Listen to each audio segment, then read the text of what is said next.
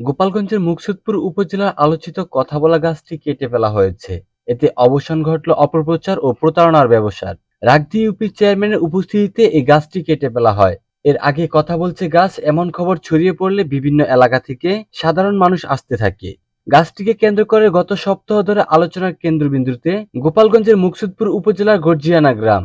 ওই গ্রামের সৌদি প্রবাসী সবুর মিয়ার বাগানের একটি গাছ কথা বলছে, এমন অপপ্রচারের ডালপালা ছড়ায় চারদিকেই। তা এলাকার গণ্ডি পেরিয়ে সারা দেশে ছড়িয়ে পড়লে দূর দূরান্ত থেকে আসতে থাকে সাধারণ মানুষ। কেউ কেউ নানা মানত করতে শুরু করেন, গাছের গায়ে কান পেতে কথা শোনার চেষ্টা করেন তারা।